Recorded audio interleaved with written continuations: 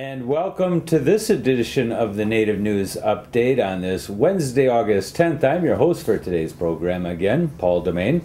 Many of the stories viewed here can also be found at our website at IndianCountryNews.com, and here are some of the news stories from the day from the Associated Press and other Native news sources. The Cherokee Nation will welcome several newly elected and returning tribal officials on Sunday, August 14th with an inauguration ceremony. The officials will take their oath of office at 2 p.m. at the Sequoia Schools Place, where they play Activity Center at 17091 South Muskogee Avenue. Joe Crittenden of Stillwell will be sworn in as the next deputy principal chief of the tribe. Crittenden is a lifelong resident of Adair County, has been married to his wife Linda for 42 years. Crittenden will also take office as acting principal chief until a new election for that office can be held and a winner certified. Crittenden will deliver a commitment address focusing on doing the right thing for the right reason. When Crittenden is sworn in as principal chief, it'll leave a vacancy in the deputy principal chief's office, which according to Cherokee Nation's constitution is to be filled by the Speaker of the Council. It reads, please take the time to join us on Sunday, August 21st, beginning midday, when we will come together to honor and remember the ancestors and strengthen our network of relations for the future. The annual memorial ceremony takes place at the site where the historical Wabanaki village of Norridgewalk once stood. The runners will gather at Indian Island at 8 p.m. on Saturday, August 20th for a brief opening ceremony, then run through Saturday evening and Sunday morning, reaching the Pines in mid-afternoon. The ceremony takes place after the sacred runners arrive. Corn roast and potluck common meal follow. Prior to an attack by the British Army on August 23, 1724, this central community had existed in basically the same location for thousands of years. Many First Nations from across the region can trace their heritage back to the communities like Norridgewalk, historical places where their ancestors had lived in relatively peace and prosperity before the colonists changed the landscape of the region. People interested in running, supporting the runners, or for more information about the running memorial should contact Mark Ranko at 207-907-5461 or email at mranko62@yahoo.com, and we'll put those numbers and URLs and emails up there for you to be able to see them and write them down and get a hold of them. Assistant Secretary of Indian Affairs Larry Echohawk and his Principal Deputy Assistant Secretary Donald Lavador announced that they have signed a Memorandum of Understanding with the Harvard University's Project on American Indian Economic Development, whereby DOI and Harvard will collaborate on promoting tribal economic development through research, outreach, and leadership education. The MOU was finalized July 12th.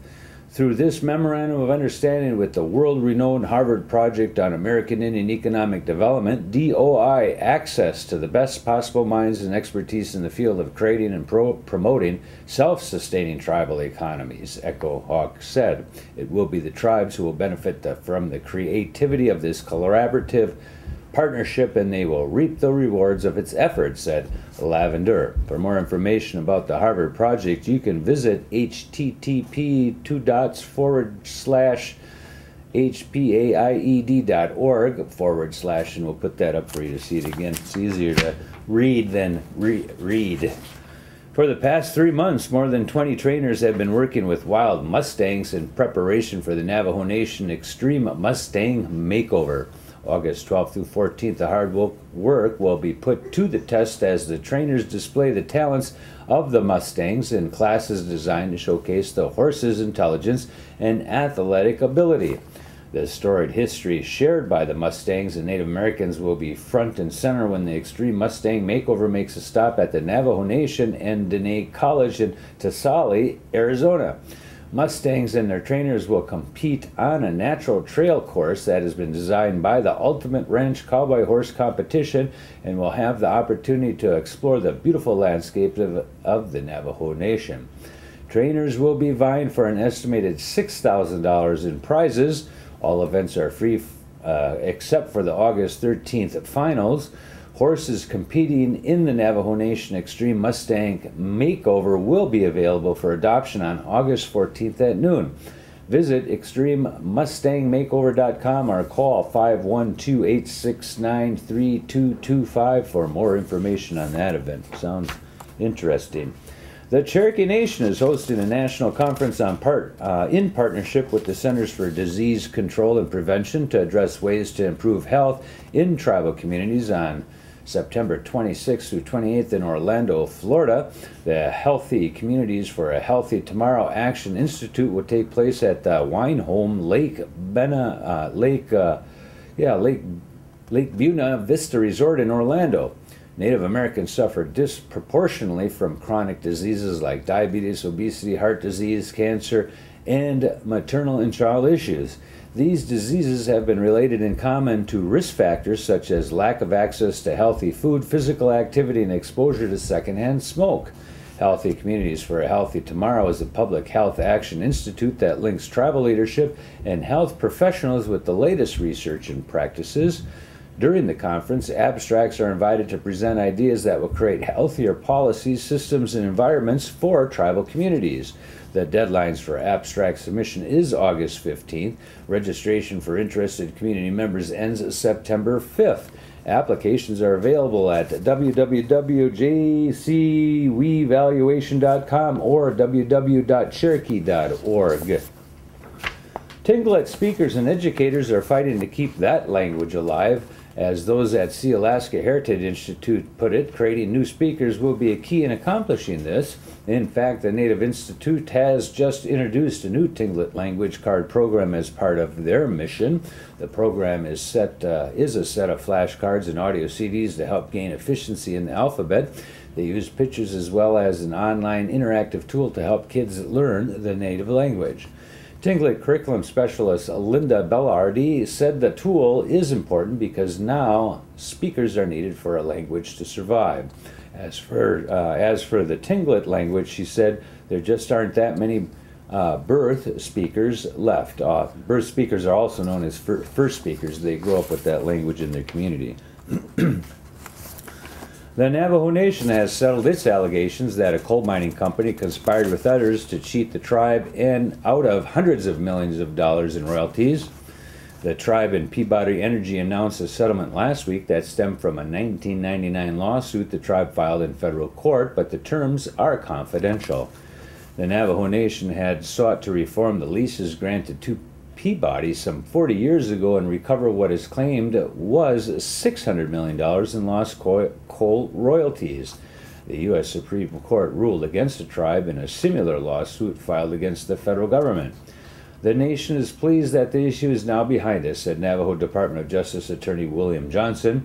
The revenue that the companies provide will allow the nation to assist its elderly, provide scholarships for the students, and provide services for the Navajo Nation. A Norman-based casino will open a new location this week in Potawatomi County. Officials say Thunderbird Casino, Shawnee, will create 60 jobs in the area. Marketing Director Lisa Fraser says the new casino set to open August 11th will feature 250 slot machines, a seating area for dining, and full-service cocktails. A grand opening celebration will feature live music from the band Smiling Vic.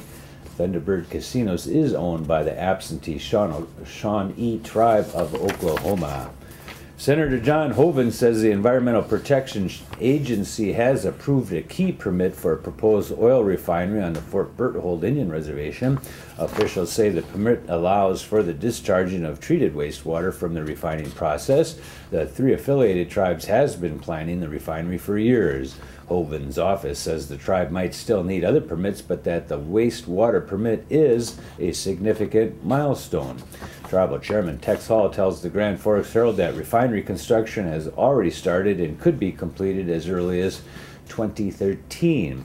Hall says the refinery near Makoti will process oil from the Bacan Formation in western North Dakota. It would create an estimated 65 permanent jobs.